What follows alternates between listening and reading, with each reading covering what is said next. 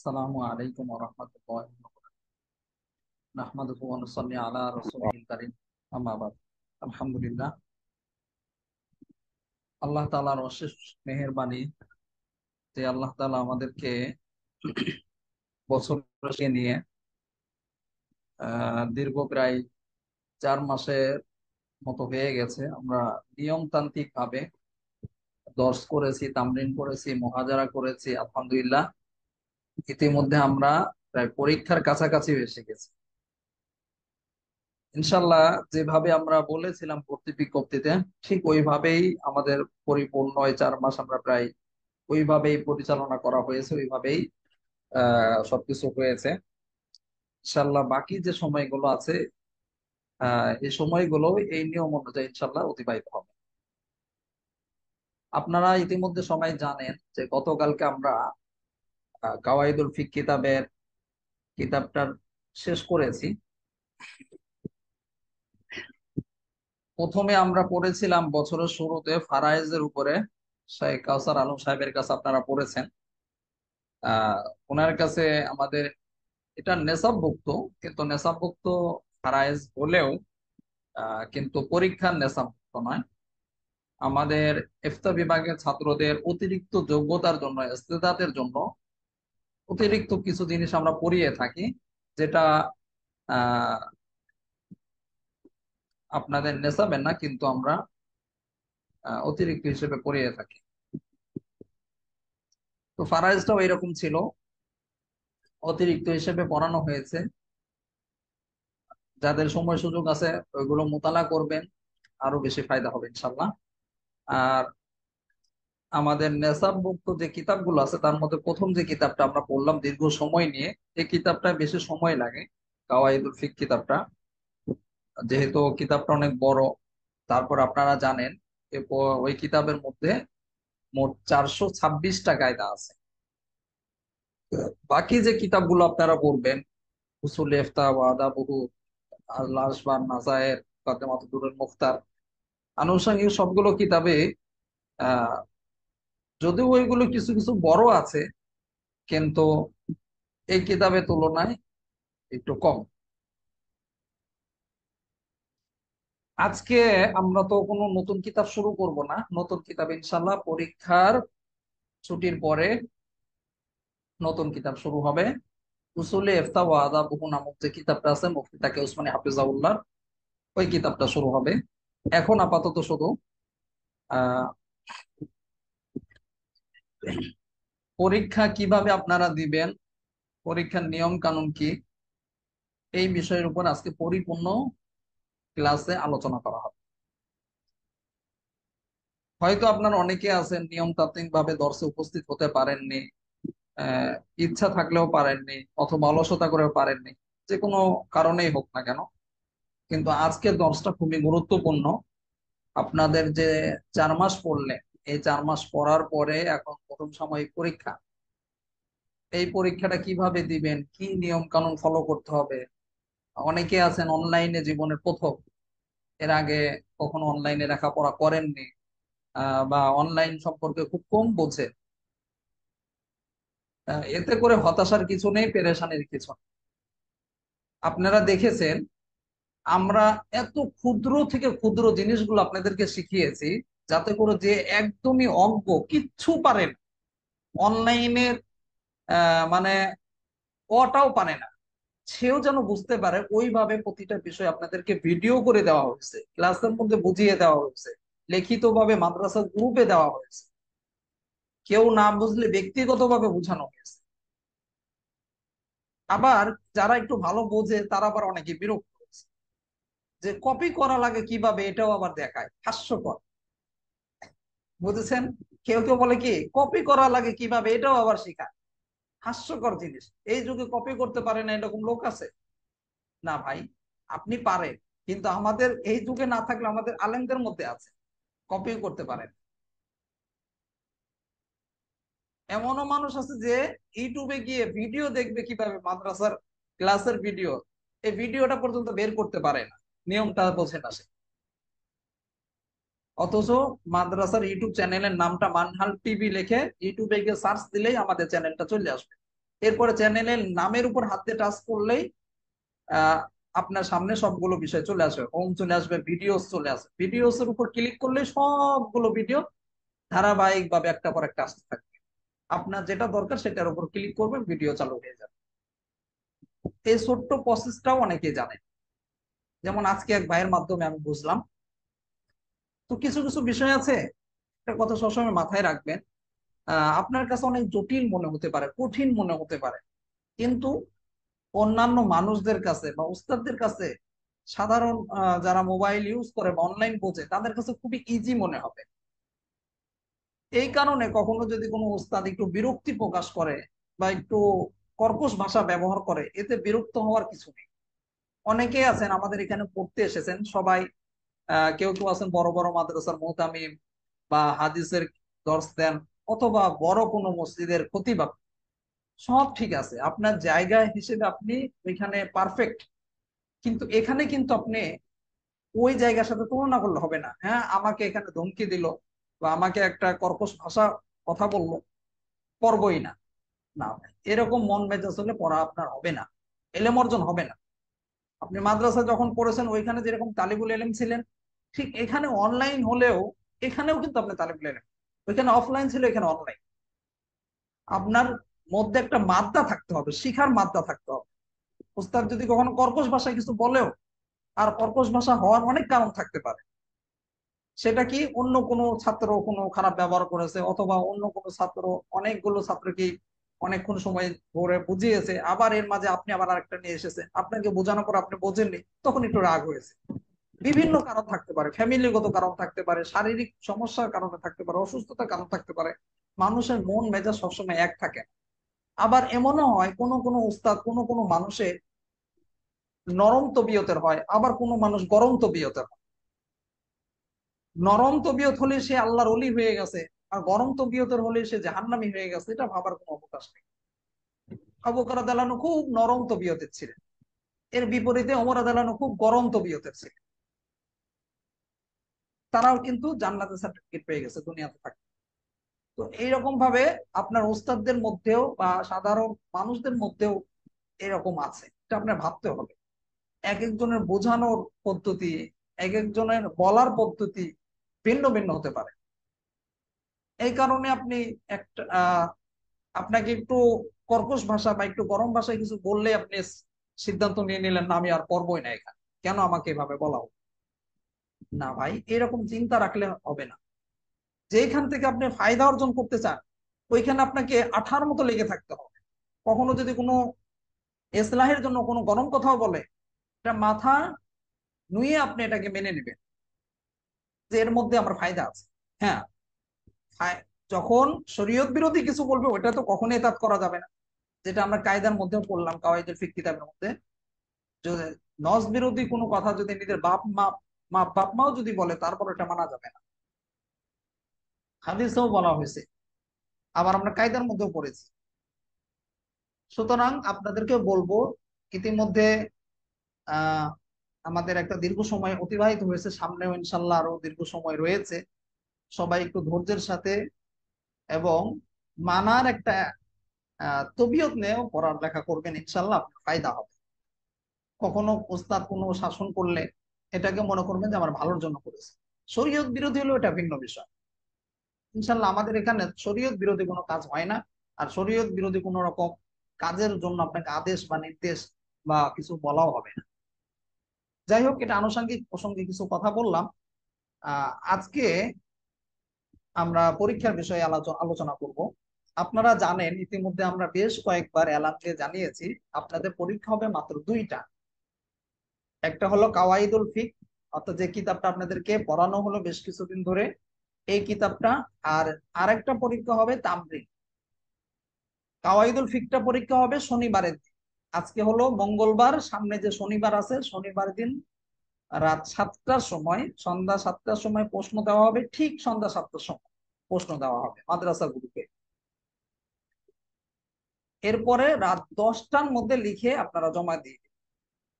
আমি একটা গুরুত্বপূর্ণ কথা বলছি আপনাদেরকে, রাত 10টার মধ্যে লিখে জমা দিতে হবে। লেখা কিন্তু 3 ঘন্টা লেখা থাকবে না, লেখা আধা ঘন্টা। কিন্তু সময় থাকবে বেশি, 3 ঘন্টা 2.5 ঘন্টা বেশি থাকবে, যাতে করে আপনারা সুন্দরভাবে ধীর স্থির ভাবে নামাজ কালাম করে কেউ খাওয়া দাওয়া করতে চাইলেও খাওয়া দাওয়া করতে পারবেন। আপনি যাই করেন কোনো সমস্যা নেই, সবই করতে পারবেন, কিন্তু পরীক্ষাটা আগে ভালো মতো দিয়ে তারপর আপনি পড়েন, তাহলে আপনি ইতমিনানের সাথে কাজ করতে পারবেন। কারো যদি ছুটির প্রয়োজন হয় প্রতিষ্ঠান থেকে ছুটি নেবেন, এই জন্য কোন রকম আপনি অজুহাত পেশ করবেন। প্রথম পরীক্ষাটা অর্থাৎ শনিবারের দিন কাওয়াইদুল ফিক কিতাবের পরীক্ষা হবে। আর পরীক্ষার প্রশ্নটা আপনাদেরকে ইতিমধ্যে আমরা লিখিতভাবে জানিয়েছি যে সন্ধ্যা 7টার সময় পরীক্ষার প্রশ্ন দেওয়া হবে। দেওয়ার পরে 10 মিনিটের মধ্যেই অথবা 5 মিনিটের মধ্যে, 10 মিনিট না, 5 মিনিটের মধ্যেই আপনাদেরকে একটা ভয়েস দেওয়া হবে। ভয়েস মানে আপনাদের যে প্রশ্নটা করা হলো এই প্রশ্নের মধ্যে কি চাওয়া হয়েছে। যদিও আলহামদুলিল্লাহ আপনারা এখানে সবাই উলামায়ে কেরাম, অনেকে অনেক মুহাক্কিক আলেম আছেন, তারপরেও যেহেতু এই অঙ্গনে আপনারা নতুন, অর্থাৎ ইফতার অঙ্গনে আপনারা নতুন, কারো কারো হয়তো আরবিতে বা যেটাই থাকুক না কেন ওটা আপনার বুঝলেও কিছুটা খটকা থাকতে পারে যে আসলে প্রশ্নের মধ্যে কি চাওয়া হয়েছে। এই খটকাটা যেন দূর হয় এই জন্য পরিপূর্ণ প্রশ্নটা আবার ভয়েস দিয়ে অর্থাৎ বাংলায় সুন্দর করে আপনাদেরকে বুঝিয়ে দেওয়া হবে। এই ভয়েসটা রেকর্ড করতে কয়েক মিনিট সময় লাগবে, যেহেতু পরিপূর্ণ প্রশ্নটা আপনাদেরকে বুঝিয়ে দেওয়া হবে। এই সময়টা পর্যন্ত আপনাদেরকে পরীক্ষার সময় অপেক্ষা করতে হবে। এটা 5 মিনিট 10 মিনিট হতে পারে।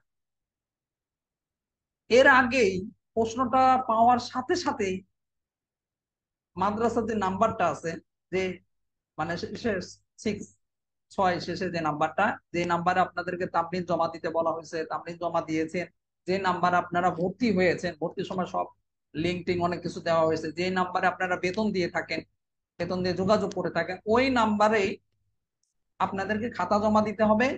এবং ওই নাম্বারেই কোনো কিছু না বুঝলে আপনাকে কি প্রশ্ন করতে হবে।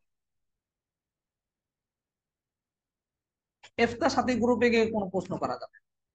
পরীক্ষা চলাকালে ইফতার সাথী গ্রুপে কোনো রকম প্রশ্ন উত্তর কোনো লেখালেখি কিচ্ছু করা যাবে না। তখন ইফতার সাথী গ্রুপ বন্ধ থাকবে। পরীক্ষার সময় ইফতার সাথী গ্রুপে কোনো কিছু বলা যাবে না। যা কিছু বলার যা কিছু জানার উস্তাদদের কাছে জিজ্ঞাসা করতে হবে, মাদ্রাসার যে নাম্বার আছে এখানে।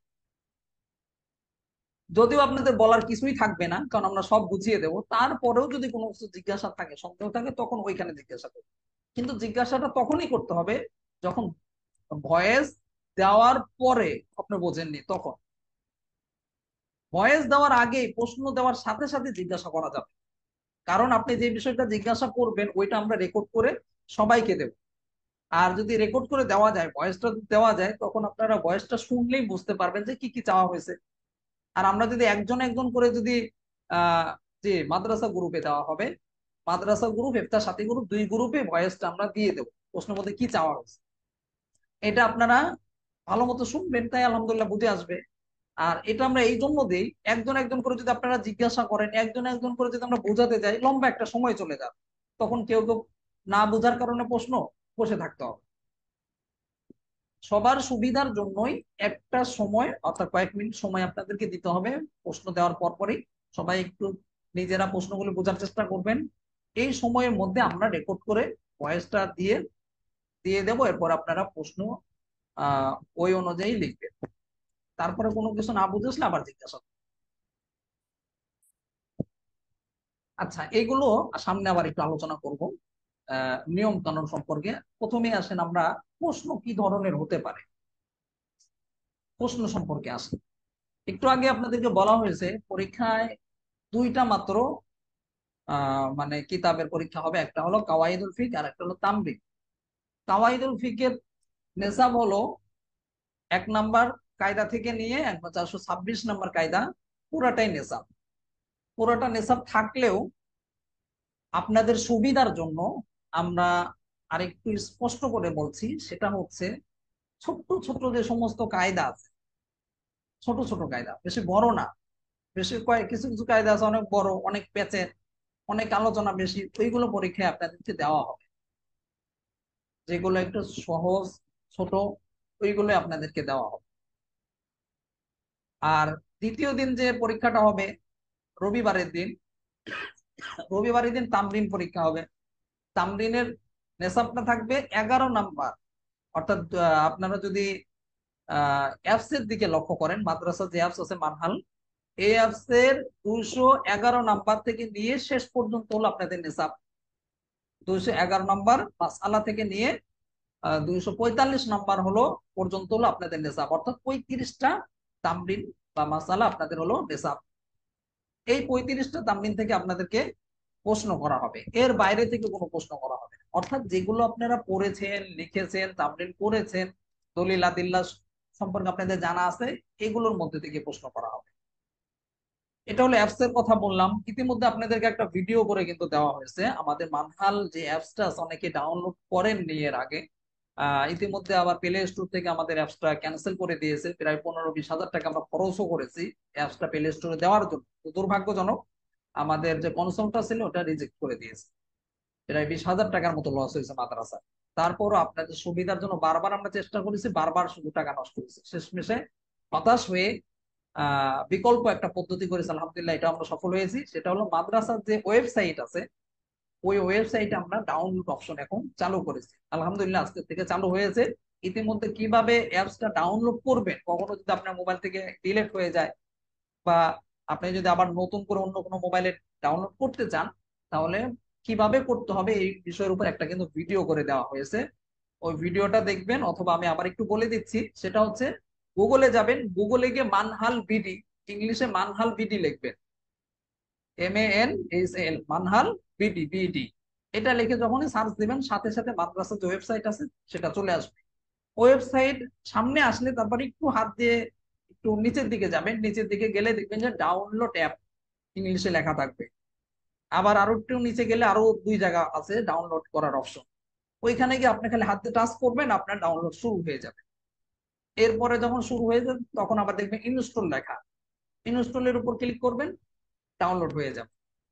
আশা করি এটা আপনারা সবাই পারবেন। তারপরে যদি কেউ না পারেন, ইফতার সাথী গ্রুপে বলবেন অথবা মাদ্রাসার নাম্বারে বলবেন, আমরা আপনাকে সহযোগিতা করবো ইনশাল্লাহ। এর বাইরে আপনারা তামরিন কোথায় পাবেন? তামরিন মাদ্রাসার যে পেজ আছে, Facebook page Manhal Islamic research centre, বাংলায় গিয়ে ফেসবুকে গিয়ে লিখে সার্চ দিলে সাথে সাথে চলে আসবে। মানহাল ইসলামিক রিসার্চ সেন্টার লিখে যদি সার্চ দেন, আমাদের মাদ্রাসার ফেসবুক পেজ চলে আসবে, ফেসবুক গ্রুপ চলে আসবে, আরো তামরিন চলে আসবে, অসংখ্য বিষয় আপনাদের সামনে ফেসবুক থেকে শো করবে। এমনকি গুগলে গিয়ে সার্চ করলেও চলে আসবে। তো ফেসবুক পেজে যদি যান, ওইখানেও আপনাদের সবগুলো তামরিন কিন্তু ধাপে ধাপে পেয়ে যাবে। সবগুলো তামরিন আছে। আপনাদের ভর্তি বিজ্ঞপ্তির পর থেকে তামরিন শুরু যখন থেকে হয়েছে তখন থেকে কিন্তু সবগুলো তামরিন আপনারা পেয়ে যাবেন। মোট 35টা তামরিন আছে, ফেসবুক পেজে গেলেও পাবেন। আবার মাদ্রাসার যে ফেসবুক গ্রুপ আছে, মানহাল ইসলামিক রিসার্চ সেন্টার, আর একটা আছে ফতোয়ায়ে মানহাল, এই 2টা গ্রুপের মধ্যেও কিন্তু আপনাদের সবগুলো তামরিন আছে। 35টা তামরিন পেয়ে যাবেন। তবে আমার কাছে যেটা মনে হয় সবচেয়ে সহজ হলো অ্যাপস এর মাধ্যমে অথবা ফেসবুক পেজের থেকে। তবে ফেসবুক পেজের চেয়ে অ্যাপস থেকে আপনার থাম্বনেল গুলো পড়া, খুঁজে বের করা খুব সহজ। যাই হোক, এতক্ষণ পর্যন্ত আপনাদেরকে আমি বললাম নেশাব কোন পরিমাণ বা নেশাব কোন পর্যন্ত, কোন পর্যন্ত আপনাদের নেশাব থাকবে এবং কোন বিষয়গুলো কোন কোন বিষয়ের মধ্যে আপনাদের প্রশ্ন আসতে পারে এটা বললাম।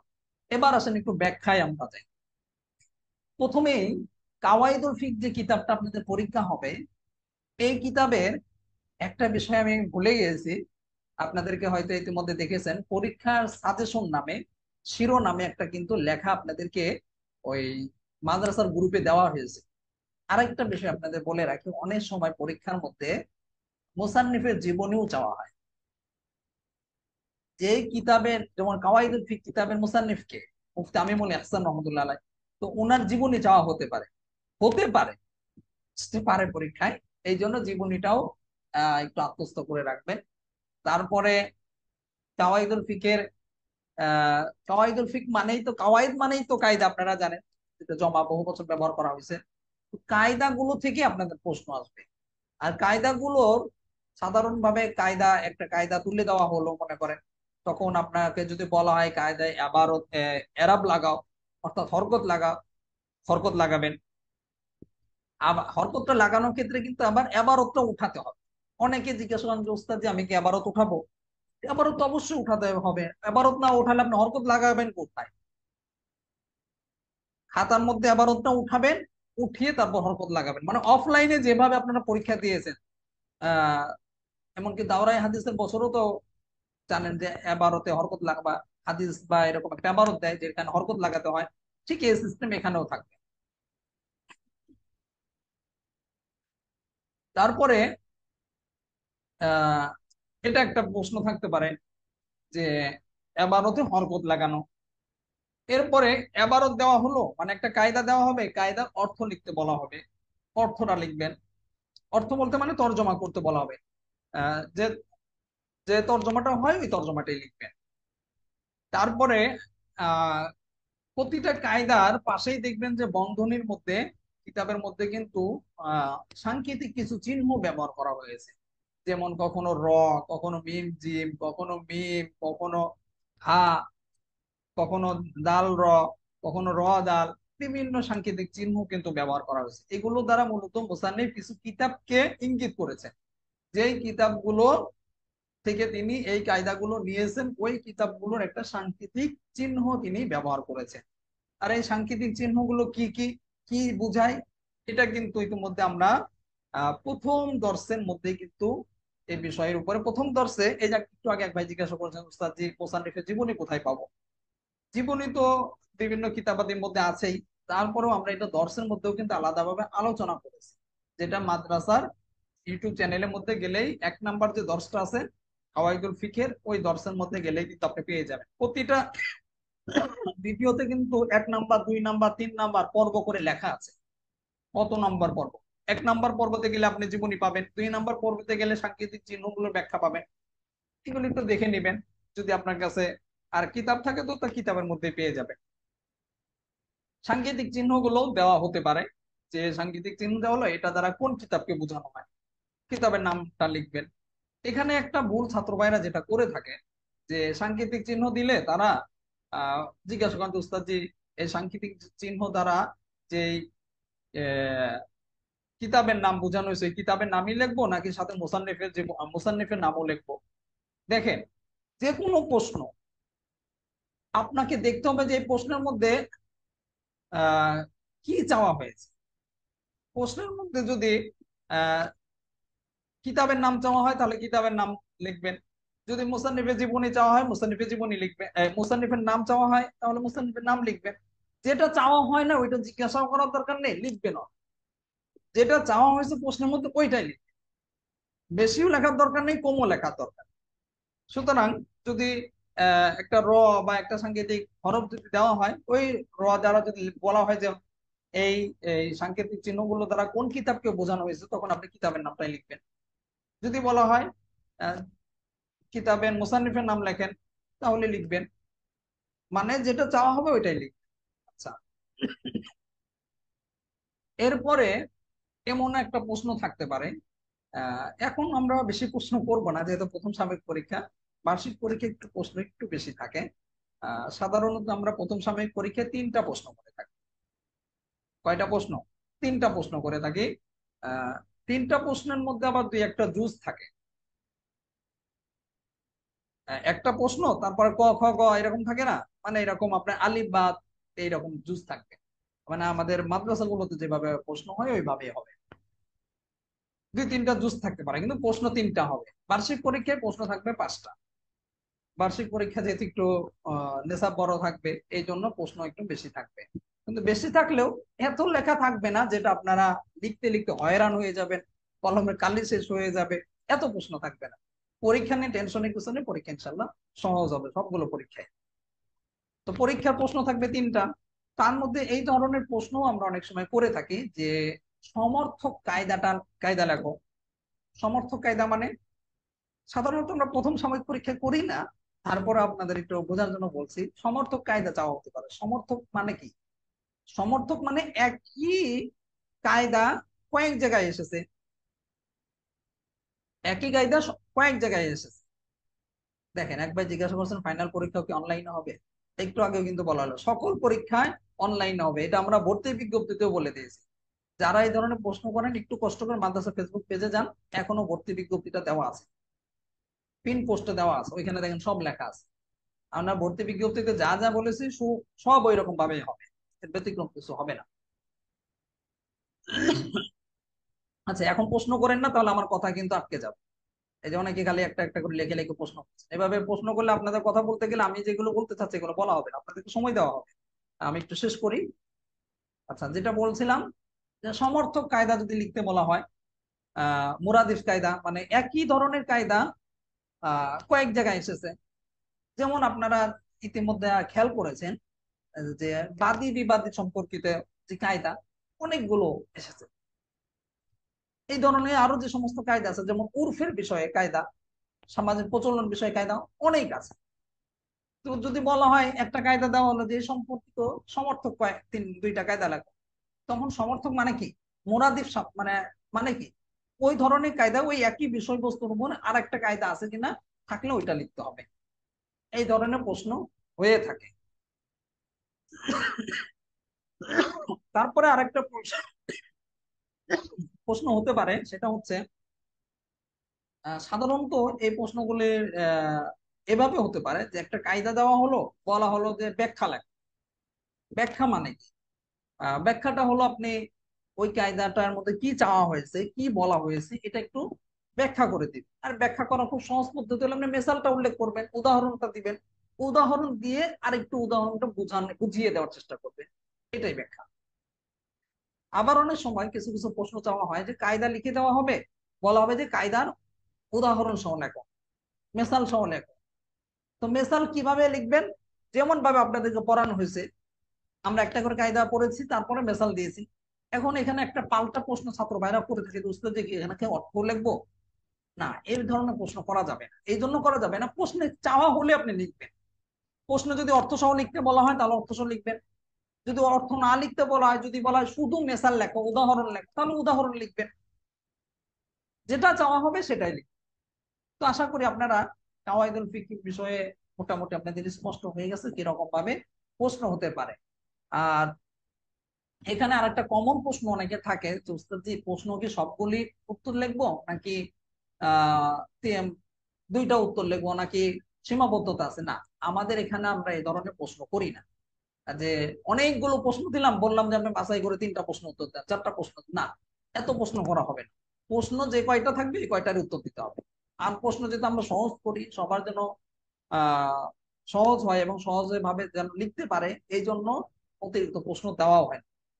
প্রশ্ন যে কয়টা থাকবে ওই কয়টারই উত্তর লিখতে হবে, যদিও আমরা এটা প্রশ্নপত্রের মধ্যে লিখে দিই যে সবগুলো প্রশ্নের উত্তর দাও। এটা গেল মোটামুটি কাওয়াইদুল ফিকের প্রশ্ন কিভাবে আসতে পারে এই বিষয়ের উপর আমরা আলোচনা করলাম। তারপরে এখন তামরিন সম্পর্কে আমরা কিছু আলোচনা করি, তারপরে গিয়ে খাতায় কিভাবে তার উত্তরগুলো লিখবেন, কিভাবে জমা দিবেন, এই বিষয়ের উপর আমরা আলোচনা করব। তামরিন লেখার ক্ষেত্রে কমন একটা ভুল সবাই যেটা করে থাকে সেটা হচ্ছে সালামের উত্তর দেয়। সাধারণত আমরা প্রশ্নের ক্ষেত্রে পরীক্ষার প্রশ্নের মধ্যে সালাম দেই না।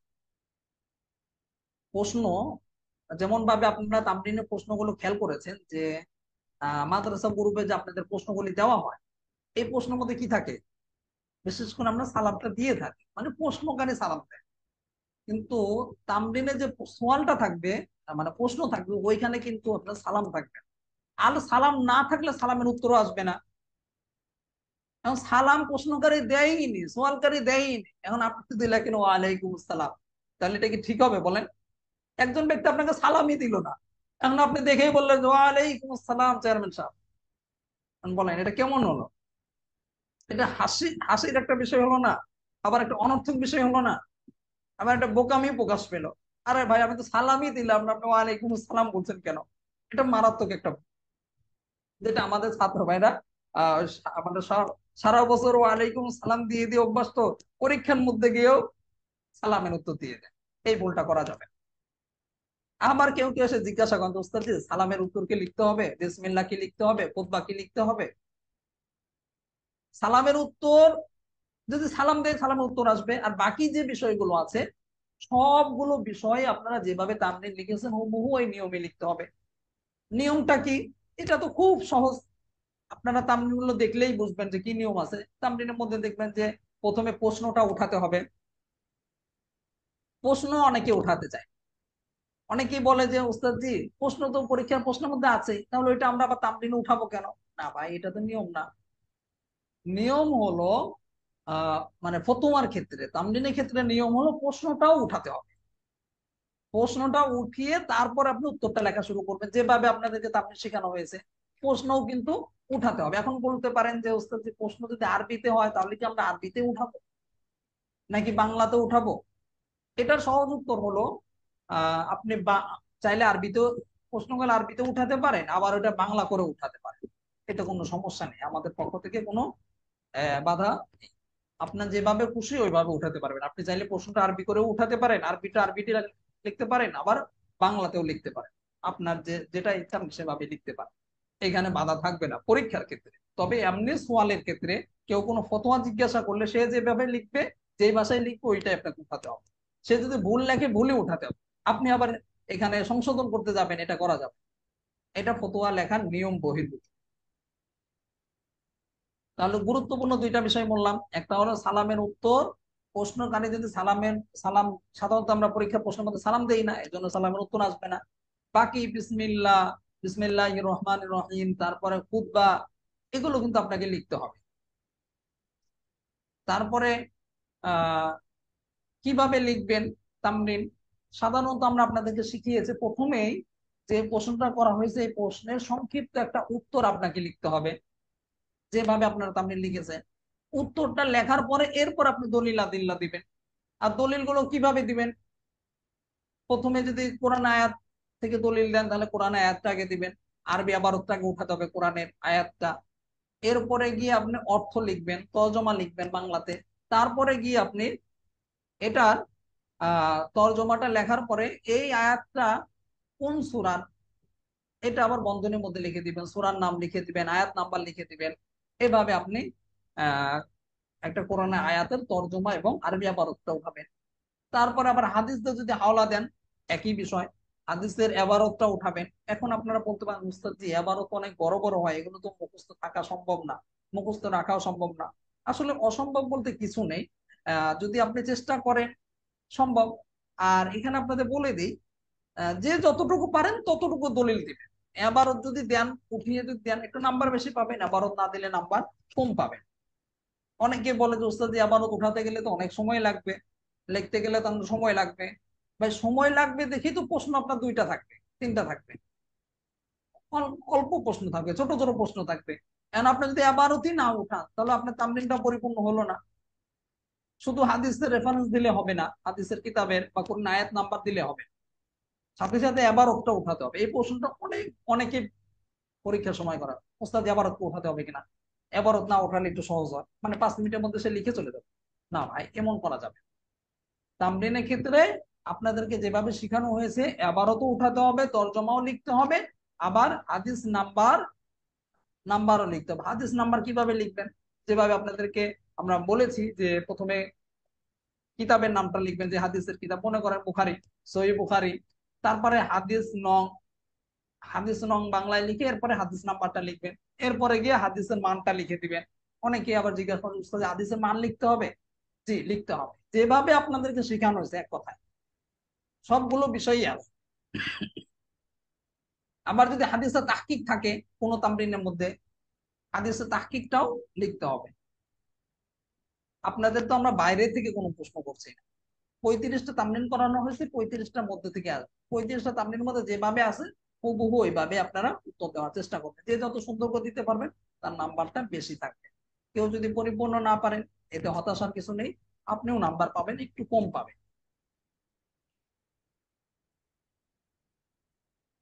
এই তো মোটামুটি একদম বলছেন 5-6টা দলিল দেওয়া যাবে কিনা। দলিল যে কয়টা করে দেওয়া হয়েছে, বেশি, এর চেয়ে বেশি দেওয়ার দরকার। তামরিন লেখা হয়েছে না 35টা তামরিন, এই তামরিন গুলোতে যে কয়টা করে দলিল দেওয়া আছে এই কয়টা চাইলে আপনি দিতে পারেন। আবার আপনার যদি না পারেন, একটা দলিল দিলেন, একটাও দিতে পারেন, তবে একটু নাম্বার কম পাবেন। চেষ্টা করবেন যেভাবে শেখানো হয়েছে ওইভাবে দেওয়ার জন্য। যাই হোক, মোটামুটি তামরিনটা বুঝেছেন, কিভাবে তামরিন লিখে জমা লিখবেন আপনারা পরীক্ষার মধ্যে। আর তামরিন লিখে আপনারা এবং কাওয়াইদুল ফিকহের পরীক্ষা লেখার পরে কিভাবে খাতা জমা দেবেন এই বিষয়ের উপরে একটা লেখা আছে আমাদের। আমরা বিস্তারিত লিখে দেবো নিয়মটা কিভাবে খাতায় লিখবেন, তারপর কিভাবে জমা দিবেন, এগুলো বিস্তারিত লিখে দেব। তারপর আপনাদের বোঝার সুবিধার জন্য আবার এখন আমি বলছি, একটু মনোযোগ দিয়ে শোনেন।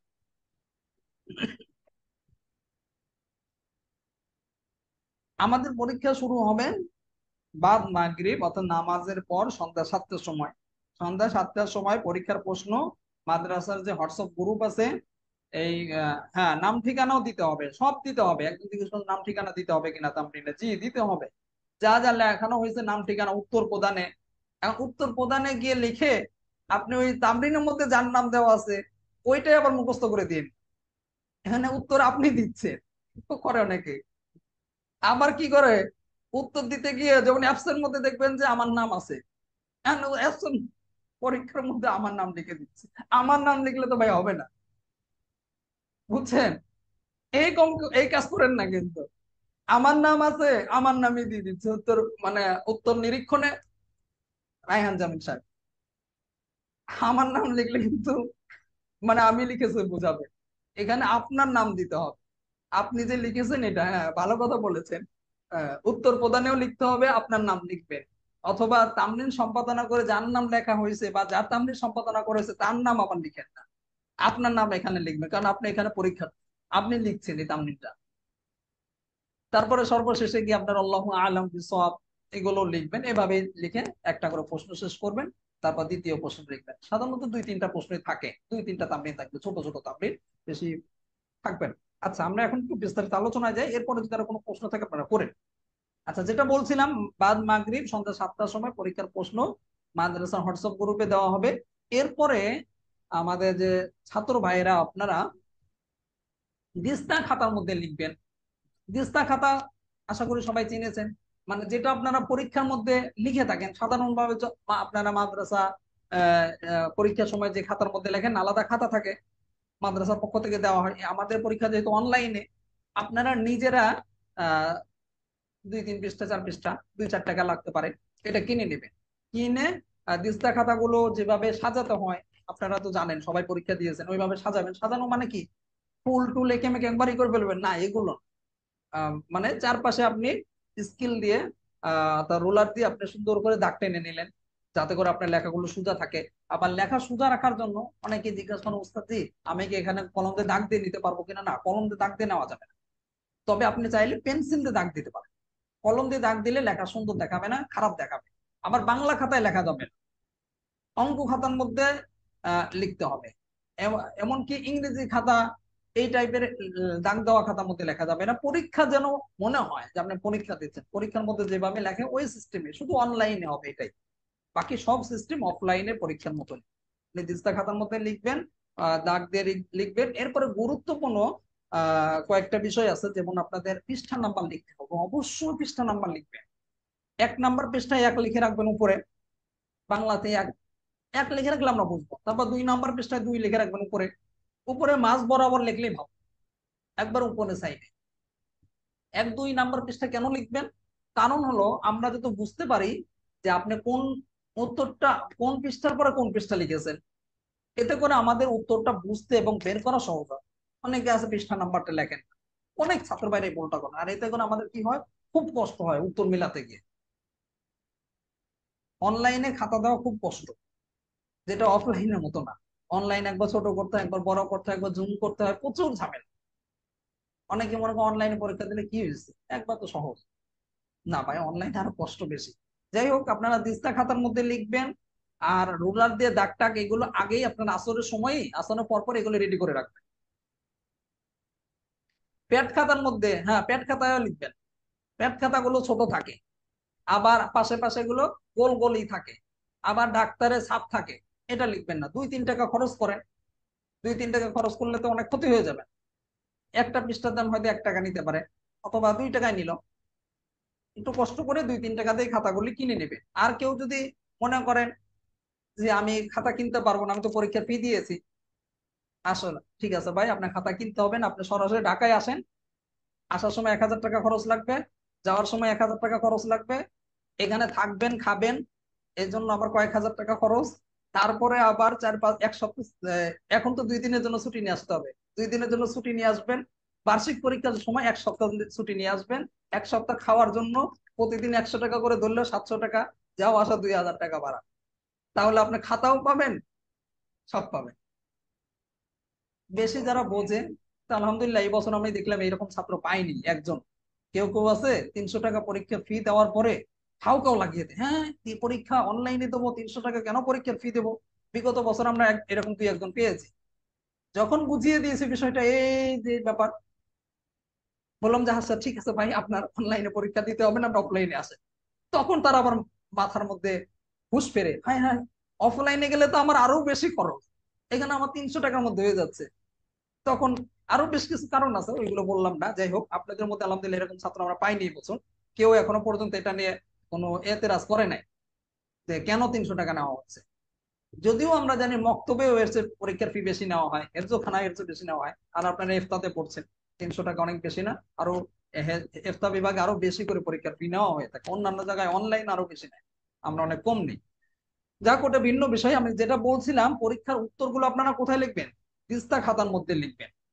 তিস্তা খাতাগুলো প্রয়োজনে আপনারা আহ কনফেকশনারি যে দোকানগুলো আছে ওইগুলোতে গেলেই কিন্তু পেয়ে যাবেন, আহ ওইগুলি থেকে আপনারা কিনে নেবেন। এরপরে দিস্তা খাতার মধ্যে উত্তর লিখবেন। উত্তর লেখার ক্ষেত্রে অবশ্যই লেখাটা সুন্দর করার চেষ্টা করবেন। সুন্দর বলতে কি? সুন্দর বলতে আপনার লেখা একটু খারাপ, এটা এটা না, লেখাটা যেন বোঝা যায়, এবং আপনার লেখা যতটুকু আপনি লিখতে পারেন ওইভাবে লেখাগুলো একটু সোজা করে স্পষ্ট করে লিখবেন। অনেক ভাই আছে ডাক্তারের মতো লেখে, ডাক্তার বোঝেন, ডাক্তাররা যেরকম পেঁচায় পেঁচায় যেভাবে লেখে কিচ্ছু বোঝা যায় না, ওই রকম করে লেখে। এভাবে লিখলে ভাই আপনার খাতার উত্তর আমরা বুঝতে পারবো না, এতে আপনার নাম্বার কম পাবে। আপনার লেখা ভালো হলে আলহামদুলিল্লাহ, কারো কারো লেখা দেখলে আমাদের মানে চোখ শীতল হয়ে যায়, এত সুন্দর করে লিখেছে। আমরা বিশেষভাবে যারা লেখা সুন্দর করে, যারা ভালো মতো পরীক্ষা দেয়, সারা বছর সুন্দরভাবে থাকে, আমরা বছর শেষে এরকম ব্যক্তিদের কারো কারো পুরস্কারও দিয়ে থাকি। অনুষ্ঠানের দিন পুরস্কারও দেবো, আপনারা দেখতে পাবেন ইনশাল্লাহ। আর আপনাদের জন্য আরো বিশেষ পুরস্কার আছে ইনশাল্লাহ। শুধু দোয়া করবেন, মানহালের জন্য দোয়া করবেন, উস্তাদদের জন্য দোয়া করবেন। আমাদের অনেক বড় পরিকল্পনা ভাই, আপনাদের বোঝাতে পারবো না। ইতিমধ্যে আপনারা দেখেছেন আলহামদুলিল্লাহ আমরা একটা বড় একটা উদ্যোগ নিয়েছি। আমাদের সামর্থ্য নেই ভাই, কোটি কোটি টাকাও নেই, অনেক বড় সেলিব্রিটিও না, কেউ নেই, কিন্তু তারপরও মনের মধ্যে স্বাদ আছে, খুব স্বাদ আছে, কিন্তু সাধ্য নেই। সাতটা কি? ওলামায়ে কেরামকে, সাধারণ মানুষদের পাশে দাঁড়ানো। ইতিমধ্যে আমরা একটা ঘোষণা দিয়েছি, যেটা হলো ফ্রি সেলাই প্রশিক্ষণ কোর্স। আগামীকালকে আমরা বাছাই করব, যারা আসবে তাদের মধ্যে থেকে আমরা 5 জনকে ফ্রি সেলাই প্রশিক্ষণের ব্যবস্থা করেছি আলহামদুলিল্লাহ। এইভাবে আরো বেশ কিছু মানবিক কাজ আপনাদের নিয়ে আমাদের করার ইচ্ছা আছে। কারণ বাইরের লোক তো বাইরের লোকই, তারাও আমাদের ভাই, মুসলিম ভাই, আল মুসলিম আকুল মুসলিম, ওই হিসেবে ভাই। কিন্তু আপনারা আমাদের আরো আপন ভাই, আপনারা আমাদের মানহালের অতীত ভবিষ্যৎ সব আপনারা, আপনারা আমাদের সাথে যুক্ত আছে। এই জন্য আপনাদের নিয়েও বেশ কিছু পরিকল্পনা আছে, কিন্তু এখন এগুলো প্রকাশ করব না। সামনে ইনশাল্লাহ আপনারা মানহালের সাথে থাকবেন। এখান থেকে ইফতার শেষ হয়ে গেলেও মানহালের ফেসবুক গ্রুপ, ফেসবুক পেজ, এগুলো ফলো করবেন, এগুলো খেয়াল রাখবেন। আমরা সামনে আপনাদের নিয়েও কিছু পরিকল্পনা আছে, বিশেষ কিছু কারিগরি বিভিন্ন বিষয় আমরা ফ্রি আপনাদের জন্য রাখবো, একদম ফ্রি, কোনো টাকা পয়সা লাগবে না, এরকম কিছু কিছু আমরা ব্যবস্থা করব ইনশাল্লাহ। কিন্তু অনেক টাকা পয়সা লাগে, তো অনেক কিছু লাগে, সাপোর্ট লাগে, যেগুলো দিতে গেলে সময় সাপেক্ষ বিষয়। এই যে একটা ফ্রি যে আমরা সেলাই প্রশিক্ষণ কোর্সের ব্যবস্থা করতে গেছি, এটা পিছনে অনেকগুলো টাকা খরচ। টাকার চেয়েও বেশি গেছে মেধা এবং চেষ্টা, যার মাধ্যমে করাতে গিয়ে, মানে যে প্রশিক্ষক হিসেবে আছে তাকে মেনটেন করতে গিয়ে, তাকে বোঝাতে গিয়ে, তার ওইখানে ব্যবস্থাটা করতে গিয়ে অনেক পরিশ্রম দিতে হয়েছে, অনেক সময় ব্যয় করতে হয়েছে। কেউ কেউ মনে করে যে অনেক টাকা হলেই তো হয়ে যায়, না, টাকা দিয়ে সবকিছু হয় না, সাথে সাথে নিজের চেষ্টা থাকতে হয়, আল্লাহর কাছে কবুল হতে হয়। যাই হোক, আপনাদের নিয়ে এরকম চিন্তা ভাবনা আছে। অনেকে মনে করতে পারেন দোস্ত যে আমরা কি থাকতে পারবো না, যেমন 2-1 জন ভাই ফেসবুক পেজে গিয়ে কমেন্ট করেন ওস্তাদ যে আমরা কি করতে পারবো না বা আমাদের জন্য কি হবে না, ভাই আপনাদের জন্য বিশেষভাবে থাকবে একটা বিশেষ সময়। এখন না, আপাতত আমরা কেবল শুরু করছি, ধীরে ধীরে সময় হোক, ইনশাল্লাহ এই বিষয়গুলো আপনারা জানতে পারবেন। আর এগুলো আমরা সাধারণত আমাদের মাদ্রাসার ফেসবুক পেজে, মাদ্রাসার ইউটিউবে এগুলো আমরা প্রকাশ করি না। করলে কি হবে, লেখাপড়ার সাথে আনুষঙ্গিক বিষয়গুলো সব যুক্ত হয়ে যাবে। আর যুক্ত হয়ে গেলে তখন এটা লেখাপড়া বিষয়গুলো খুঁজে পেতে কষ্ট হয়। এই জন্য সাধারণত আমরা মাদ্রাসার ফেসবুক পেজে, মাদ্রাসার ইউটিউব চ্যানেলে এগুলো আমরা প্রকাশ করি না। বিশেষ করে এগুলো আমার যে ব্যক্তিগত চ্যানেল আছে, ফেসবুক পেজ আছে, ওইগুলোতে পাবেন। মাদ্রাসার যে ফেসবুক গ্রুপ আছে ওইখানে পাবেন। যাই হোক, এটা আনুষঙ্গিক বিষয় বললাম। এক ভাই বলেছেন কম্পোজ করে পরীক্ষা দেওয়া যাবে কিনা। না না, কম্পোজ করে কোনো পরীক্ষা হবে না। পরীক্ষা অফলাইন আপনারা যেভাবে দেন ওইভাবে লিখ, কম্পোজ করা যাবে না, পিডিএফ করে দেওয়া যাবে না। আপনারা যেভাবে পরীক্ষা লিখবেন ওইভাবে লিখবেন, লিখে আপনারা ছবি তুলে দিবেন। আচ্ছা, এগুলো আমি বলছি। আহ একটু আগে যেটা বললাম, খাতার লেখাটা সুন্দর করার চেষ্টা করবেন। আর লেখা সুন্দর করার জন্য সহজ পদ্ধতি হলো আপনি নিচে দাগ দাও একটা পৃষ্ঠা ব্যবহার করতে পারেন, যেটা আমাদের মাদ্রাসাগুলোতে আমরা দেখেছি ছাত্ররা ব্যবহার করে। আহ আগে থেকে একটা পৃষ্ঠার মধ্যে অথবা কম্পোজ করে একটা পৃষ্ঠা দাগ দিয়ে আনে লাইন সোজা রাখার জন্য, ওইটা পৃষ্ঠার নিচে রাখে, তখন দাগ লেখাগুলো কিন্তু সোজা হয়। আর সাথে সাথে একটু লেখাগুলো বড় রাখবে, অনেক বড় না অনেক ছোট না, মাঝামাঝি। কেউ কেউ লেখা সুন্দর কিন্তু এত ছোট ছোট করে লেখে যে লেখা পড়তে আমাদের খুব কষ্ট হয়। যদিও আমার চোখে চশমা আছে, আমি তো আলহামদুলিল্লাহ চশমাতে এটা দেখি। কেউ কেউ কোনো কোনো ওস্তাদকে দিলে বলে, ওস্তাদ জি আপনার তো চশমা আছে, আপনি ভালো থাকেন, আমাদের তো চশমা নাই। আমি বললাম, আপনাদের চশমা নেই, আপনারা চশমা লাগাই নেন, সমস্যা কি? যদি না বোঝেন, আল্লাহর বান্দা লিখছে এত ছোট করে যে চশমাতেও খুঁজে পাওয়া যায়। এত ছোট করে লিখবেন না, এভাবে লিখলে কিন্তু নাম্বার কম পাবেন। অনেক ছোটও হবে না, অনেক বড়ও হবে না, মাঝামাঝি। আচ্ছা, তারপরে যেটা বলছিলাম যে সবাই ছবি তুলবেন। লেখা যখন শেষ হয়ে যাবে ছবি তুলবেন। ছবিটা কিভাবে তুলবেন? 1 নাম্বার পৃষ্ঠার ছবি আগে তুলবেন। ছবিটা তোলার ক্ষেত্রে খুব সুন্দর করে ছবি তুলতে হবে। অনেকে আছে লিখলাম খুব সুন্দর করে, সব ঠিক, কিন্তু ছবিটা ভাই এতটাই বাজে হয়েছে যে ছবি, আমরা তো ছবি দেখেই তো বুঝবো, কিন্তু লেখা বোঝা যায় না। ছবি উঠানোর সময় অনেকে লেখার যখন ছবি উঠিয়েছে, লেখার হাতের ছায়া বা অন্য কিছু ছায়া তার পৃষ্ঠার উপরে পড়ছে, এতে করে তার লেখাটা কিন্তু বোঝা যায় না। ছবি উঠানোর সময় একটু চেষ্টা করবেন যেখানে লাইট আছে, আলো আছে, ওইখানে গিয়ে আপনি ছবি উঠাবেন। আর ছবিটা কিভাবে উঠাবেন? ছবিটা আপনার খাতাটা নিচে রাখবেন, তারপর মোবাইলটা আপনি খাতা বরাবর রাখবেন। খাতা বরাবর রাখার পর পরিপূর্ণ খাতাটা যেন আপনার মোবাইলের স্ক্রিনের মধ্যে আসে, এবং সবগুলো লেখা যেন আপনার যেন স্ক্রিনের মধ্যে আসে, কোনো লেখা যেন কেটে না যায়। এমন আছে কেউ কেউ লেখা ছবি উঠিয়েছে, লেখা কেটে গেছে। তো লেখা কেটে গেলে তো ভাই আমরা বুঝতে পারবো না যে আপনার কি লিখলেন। এই জন্য ছবি উঠানোর ক্ষেত্রে ভালো করে আগে ছবি উঠাবেন, তারপরে আপনি দেখবেন, নিজে আগে দেখবেন যে আপনার লেখাটা আপনি নিজে বোঝেন কিনা, সবগুলো লেখা এসেছে কি। ছবি উঠানোটা খুবই গুরুত্বপূর্ণ অনলাইনে পরীক্ষার ক্ষেত্রে। আমাদের এখানে পরীক্ষার ক্ষেত্রে ছবি যেন সুন্দর করে উঠানো হয়, এটা আপনারা খেয়াল রাখবেন। সুন্দর করে ছবি উঠিয়ে তারপরে মাদ্রাসার যে হোয়াটসঅ্যাপ নাম্বার আছে, যেই নাম্বারে আপনারা ভর্তি হয়েছেন, যেই নাম্বারে তাবলিগ জমা দেন, যেই নাম্বারে আপনারা বেতন দিয়ে থাকেন, যোগাযোগ করে থাকেন, ওই নাম্বারে গিয়েই ছবি উঠিয়ে জমা দিয়ে দিন। আর জমা দেওয়ার ক্ষেত্রে একটা নিয়ম একটু ফলো করবেন। 1 নাম্বার পৃষ্ঠা যখন দিবেন তখন 1 লিখে দিবেন। এটা ইংলিশে হোক অথবা বাংলায় হোক, 1 আগে লিখে দিবেন। মানে 1 লেখা মাদ্রাসার হোয়াটসঅ্যাপে 1 লিখে তারপর আপনি 1 নাম্বার পৃষ্ঠা দিবেন। এরপরে 2 লিখে 2 নাম্বার পৃষ্ঠা দিবেন।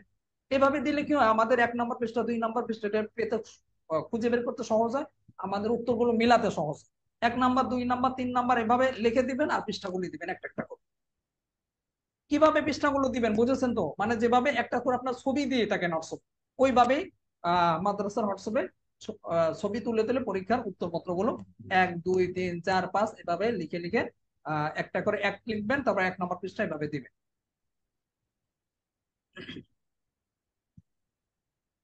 তারপরে বাংলা খাতায় বা প্যাড খাতায় লেখা যাবে না, যেটা একটু আগে বলেছি।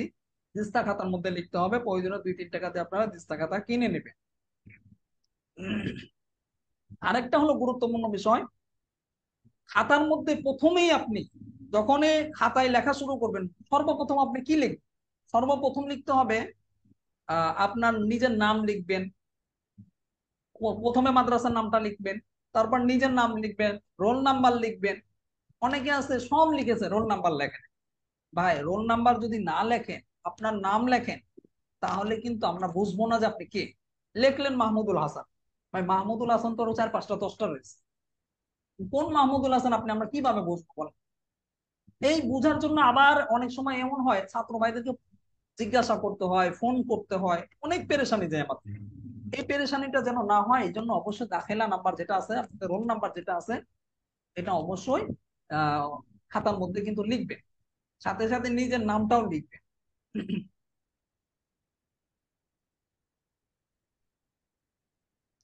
আর আরেকটা বিষয় একটু আগে বললাম, পৃষ্ঠা নাম্বারও লিখবেন উত্তরপত্রে। 1 নম্বর পৃষ্ঠায় 1 নম্বর লিখবেন, 2 নম্বর পৃষ্ঠায় 2 নম্বর লিখবেন, এভাবে লিখে জমা দেবেন। আর লেখা পরিষ্কার এবং স্পষ্ট হতে হবে। আহ তারপর উত্তরপত্র ছবি তুলে আগে নিজে দেখবেন, নিজে দেখে যদি মনে হয় যে বোঝা যায় সব ঠিকঠাক আছে, তারপর আপনি জমা দিবেন। উত্তরপত্র জমা দেওয়ার পর অবশ্যই দেখতে হবে যে সবগুলো পৃষ্ঠা গিয়েছে কিনা। অনেকে আছে খুব তাড়াহুড়া করে পৃষ্ঠাগুলো জমা দিয়ে দেয়, এরপরে দেখা যায় কি পরীক্ষা শেষ হওয়ার আধা ঘন্টা পরে এসে বলে, উস্তাদ জি আমার একটা পৃষ্ঠা তো রয়ে গেছে, এটা তো আমি জমা দেইনি। তখন কিন্তু আপনার এক পৃষ্ঠা গ্রহণ করা হবে না। সবার জন্য যতটুকু পরিমাণ সময়, আপনার জন্য ততটুকু পরিমাণ সময়। এই জন্য পৃষ্ঠাগুলো দেখে দেখে জমা দিবেন, যে কোনো পৃষ্ঠা যেন বাকি না থেকে যায়। উত্তর লেখার ক্ষেত্রে খাতার মধ্যে শুধু কালো কালি ব্যবহার করতে হবে, মানে লেখাগুলো। আর আপনি প্রশ্নের উত্তর এই টাইপের লেখার ক্ষেত্রে আপনি চাইলে অন্য কালিও ব্যবহার করতে পারেন, তবে লাল কালি ব্যবহার না করলে ভালো হয়। লাল কালি যেহেতু উস্তাদরা ব্যবহার করে, বিশেষ করে ভুল চিহ্ন, কোনটা ভুল হয়েছে কোনটা সঠিক হয়েছে এগুলো ব্যবহারের জন্য, এই জন্য লাল কালি না ব্যবহার করে আপনি চাইলে অন্য কালি ব্যবহার করতে পারেন, অন্য রঙের কালি ব্যবহার করতে পারেন। আর লেখার ক্ষেত্রে স্বাভাবিকভাবে আপনারা কালো কালি দিয়ে লিখবেন। কালো কালি দিয়ে না লিখলে কি হয়, যেহেতু আপনারা ছবি তুলে দিবেন, তো আমাদের লেখাগুলো বুঝতে কষ্ট হয়ে যায়, অনেক সময় লেখাগুলো অস্পষ্ট হয়ে যায়।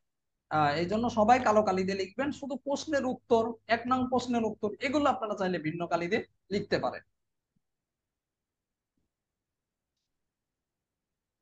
পরীক্ষা চলাকালে ইফতা সাথী গ্রুপে কোন রকম মেসেজ দেওয়া নিষিদ্ধ। কেউ কোনো মেসেজ দিতে পারবে না। কেউ কেউ বলে যে আলহামদুলিল্লাহ 1 নম্বর প্রশ্নটা কেবল শেষ করলাম, ভাই আপনার কি খবর, এরকম কিছু লেখা যাবে না, বুঝছেন? কেউ কেউ বলে কি আলহামদুলিল্লাহ আমি পরীক্ষা কেবল সবার আগে জমা দিলাম, ভাই আপনার কেউ জমা দিয়েছে, মানে সে খুশিতে বাগ বাগ হয়ে গেছে, সবার আগে জমা দিয়ে দিচ্ছে, এগুলোও লেখা যাবে। আবার কেউ কেউ বলে ভাই 1 নম্বর প্রশ্নে কি লিখলেন আপনারা, এগুলো কিচ্ছু বলা যাবে না। কে কি লিখছে সেই জানে, আপনার জানতে হবে না, আপনারটা আপনি লেখার চেষ্টা করবেন। কেউ ইফতার সাথী গ্রুপের সন্ধ্যা 7টা থেকে নিয়ে 10টা পর্যন্ত কোন রকম মেসেজ দেওয়া নিষিদ্ধ। কেউ যদি মেসেজ দেয় আমরা সাথে সাথে ডিলিট করে দেব, এবং আপনার কিন্তু কি করব, সরাসরি তো শাসন করা যাবে না আপনাকে, মানে বাতাসে মার দেবো। এখান থেকে ঢাকা থেকে এটা মার দেবো, দেখবেন যে আস্তে করে বাতাস গেছে কানের পাশ দিয়ে। যাই হোক, মানে এমনি মজা করে বললাম, এবার এরকম কিছু করা যাবে না, ইফতার সাথী গ্রুপে কোনো কিছু লেখা যাবে না। তারপরে পরীক্ষা চলাকালে কোনো ছাত্রের কাছে কেউ কোনো রকম সহযোগিতা চাইতে পারবে না। আমাদের কাছে ছাত্র ভাইরা অনেক সময় অভিযোগ দায়ের করে যে উস্তাদ জি আমি লিখতেই পারছি না। আরেকজন বারবার ফোন করে, আরেকজন বারবার খালি জিজ্ঞাসা করে ভাই এটা উত্তর কি লিখলেন, এটা উত্তর কি লিখলেন। এরকম যদি কেউ অভিযোগ দেয়, তাহলে যার নামে অভিযোগ দিবে তার কিন্তু আমরা যদি এটা প্রমাণ পাই, এই ক্ষেত্রে কিন্তু তার নাম্বার কাট। কাউকে এরকম বিরক্ত করা যাবে না, আপনি যতটুকু পারেন ততটুকুই লিখবেন। আর আমরা তো প্রশ্ন অনেক কঠিন করি না, প্রশ্ন তো অনেক বেশিও করি না। আর অন্য মানুষকে জিজ্ঞাসা করার কোনো দরকার নেই, আপনি আমানতদারির সাথে নিজে যতটুকু পারেন ততটুকুই লিখবেন, অন্য কারোর কাছে সহযোগিতা নেওয়া যাবে না। আর যদি কেউ এখানে কেউ কেউ আবার আর অবৈধ পন্থার আশ্রয় নেয়, অন্যজনকে বলে, টাকা দিয়ে ভাড়া করে, যে ভাই আপনাকে আমি 1000 টাকা দেবো বা 500 টাকা দেবো, আপনি আমার উত্তরগুলি লিখে দিন, এইরকম যদি কেউ করে, যদি ধরা পড়ে, তার পরীক্ষা তো বাতিল হবেই, আরো জরিমানা করা হবে। যে লিখে দিবে, যে ছাত্র ভাই লিখে দিবে, সেটাও যদি আমরা জানতে পারি, আর এটা জানা যাবে, কিভাবে জানা যাবে, এটা আপনি নিজেও বোঝেন যে একজনের লেখা আহ আমরা যদি 2বার দেখি, দুইজনের নাম দুইজন কিন্তু লেখা দেখি একই রকম, সব মিলে গেছে, এটাকে আমরা বুঝবো না? অবশ্যই বুঝবো। ধরা পড়লে দুইজনের পরীক্ষায় বাতিল হয়ে যাবে, কেউ কারোটা লিখে দেওয়া যাবে না। লিখে দিলে ধরা পড়লে পরীক্ষা বাতিল হিসেবে গণ্য হবে, জরিমানা করা হবে।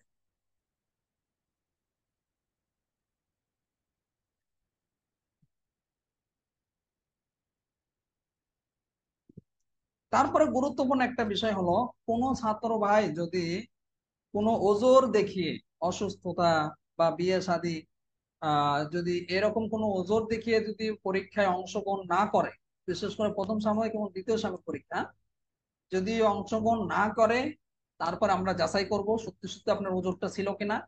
এই ওজোরটা যদি প্রমাণিত হয়, এরপরে আপনাকে আমরা নির্দিষ্ট একটা পরীক্ষার সময় দেবো আবার দ্বিতীয়বার। কিন্তু ওই পরীক্ষার ক্ষেত্রে আপনার পরীক্ষার ফি বাড়তি দিতে হবে। এখন পরীক্ষার ফি 300 টাকা আছে, তখন আপনাকে 500 টাকা পরীক্ষার ফি দিতে হবে। এবং তখন আপনার আবার ব্যক্তিগতভাবে কারো ওজোর থাকলে, বিশেষভাবে ওজোর যদি প্রমাণিত হয়, তাহলে এই সুযোগটা থাকবে। কিন্তু এই ক্ষেত্রে আপনার পরীক্ষার ফি 500 টাকা দিতে হবে। আর ওজোর যদি প্রমাণিত না হয়, তাহলে আপনি কিন্তু পরীক্ষার সুযোগ পাবেন না। আরেকটা কথা একটু আগে বলেছি, কম্পোজ করা, তারপরে টাইপিং করা, মোবাইলে টাইপিং করে অনেকে আছে কি করে তামরিনের ক্ষেত্রে, যে এত লেখার কি দরকার আছে, সে মাদ্রাসার অ্যাপসে গিয়ে কপি করে নেয়। কপি করে নিয়ে তারপরে জমা দিয়ে দেয় যে আলহামদুলিল্লাহ ওস্তাদ জি লেখাটা শেষ করলাম। ভাই আপনি কোথায় লেখা শেষ করেছে? আপনি তো মাদ্রাসার অ্যাপস থেকে কপি করে নিয়ে এসে জমা দিয়ে দিচ্ছেন। না, এটা এটা সিস্টেম। আপনারা যখন তামলিন লিখবেন তখন টাইপিং করে লিখবেন, কিন্তু যখন পরীক্ষা দেবেন তখন কিন্তু পরীক্ষায় কিন্তু টাইপিং করে না। পরীক্ষার সময় আপনাকে খাতা কলমে লিখতে হবে। পরীক্ষার সময় কি খাতা কলমে লিখতে হবে, খাতায় যেভাবে লেখে ওইভাবে লিখে তারপরে জমা দিতে হবে। এখানে টাইপিং করা, কম্পোজ করা সম্পূর্ণরূপে নিষিদ্ধ। বুঝেছেন সবাই?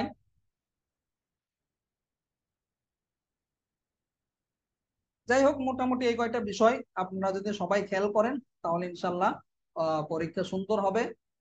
আর পরীক্ষা পরীক্ষার কোনো বিষয়ে যদি আপনাদের এখন কোনো অস্পষ্টতা থাকে, যেগুলো আপনাদের মনে হয় বুঝে আসেননি বা আমার কথার মধ্যে আসেনি, আমি তো আলহামদুলিল্লাহ মোটামুটি সবগুলো বিষয় বলেছি। এরপরেও যদি কোনো বিষয় আপনাদের থাকে।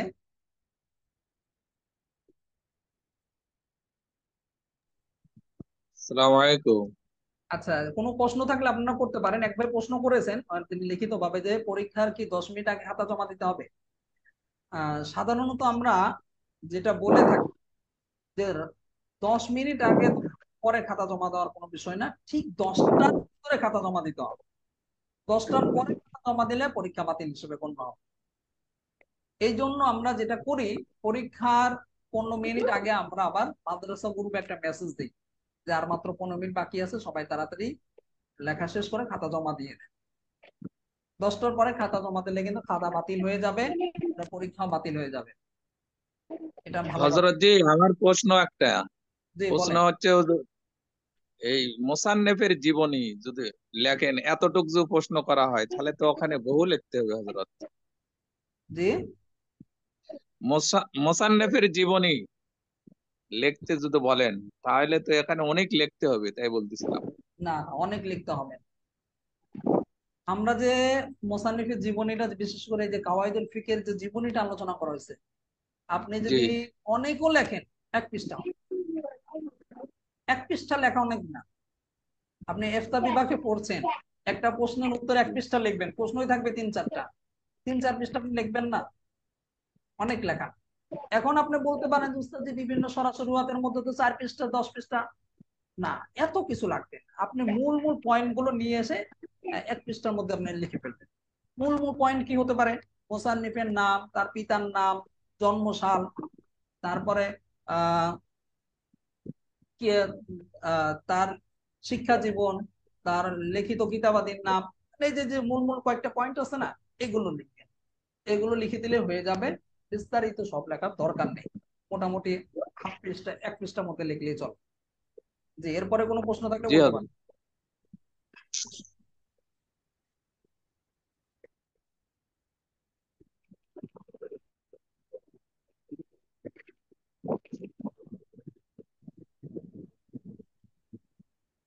কি কারো কোনো প্রশ্ন নেই?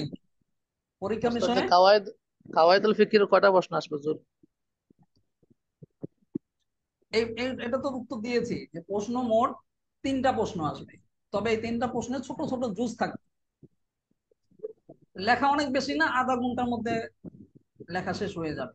তবে আপনাদের আমরা সময় বেশি দেবো, 7টা থেকে সময় দেই কেন, যাতে করে কেউ চাইলে যেন বিস্তারিত লিখতে পারে, আস্তে ধীরেও লিখতে পারে। যেমন 7টা থেকে 9টা পর্যন্ত অনেকের ব্যস্ততা থাকে। এবার দেখা যায় যে সে শিক্ষকতা করে, কোথাও ক্লাস করায়, অথবা সে ইমামতি করে, আরো বিভিন্ন কাজ থাকতে পারে। আপনি কিন্তু 9টা থেকে নিয়ে 10টা, এই সময়টা মোটামুটি কিন্তু ফ্রি সময়। তো এই সময়টার মধ্যে আপনারা লিখে জমা দিতে পারেন। এই জন্য আমরা 3 ঘন্টা সময় দিই। 3 ঘন্টা সময় মানেই নয় যে 3 ঘন্টায় সময় লাগবে, যেটা আমরা অফলাইনে দেখি এরকম। লেখা কম থাকবে। আর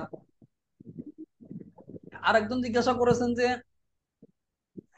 একটা প্রশ্নের মধ্যে কয়টা জুজ থাকবে। জুজ সাধারণত আমরা 2টা দেই, 3টা দেই, এরকমই। আর জুজ থাকলেও যে বড় বড় জুজ না, মানে অনেক উত্তর লিখতে হবে এরকম, সংক্ষিপ্ত উত্তর, 2-3 লাইনের উত্তর, 1 লাইনের উত্তর, এরকম থাকে, 3 লাইন। ওস্তাদ পূর্ণমান কত, টোটাল নাম্বার কত নাম্বারের পরীক্ষা হবে টোটালে?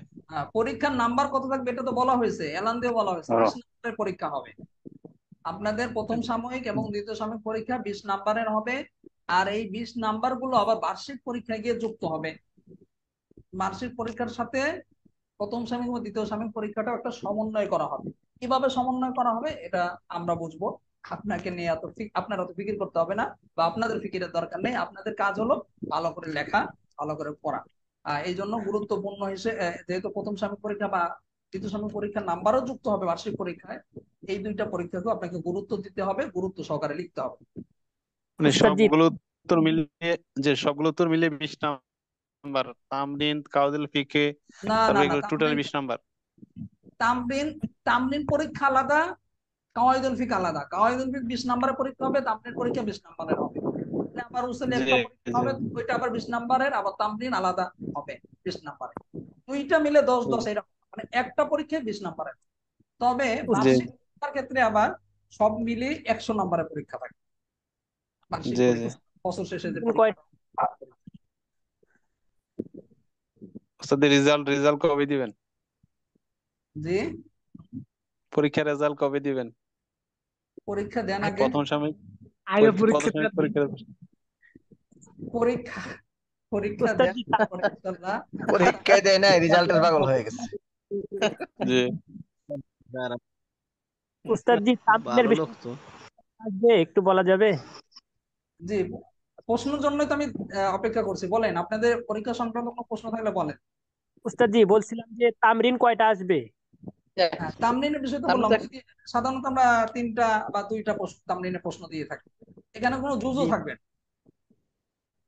জি 2টা জি তামরিন ওস্তাদ ওস্তাদ দিয়ে থাকি। আর যে কোনো বার্ষিক একটা তামরিন দেওয়া না। জি, ওস্তাদজি A4 কাগজে লেখা যাবে? A4 মানে আমি বুঝলাম না, মানে কি ওই যে মানে কম্পিউটার ফটোকপি A4 মানে ফটোকপি পরীক্ষার যে করা করা ফটোকপি করা আছে না, পরীক্ষার যে পরীক্ষা ওস্তাদ আপনারা যে দিয়েছেন না, ফটোকপি ওই করে না, ওই খাতাগুলো ফটোকপির লিখবেন। কাগজগুলোর কথা বলতেছে আর কি। বড় যে ফটোকপি কাগজগুলো থাকে ফোর সাইজ সব ভাই বন গুলা। স্টাইল, বন স্টাইলের মতো বসছে।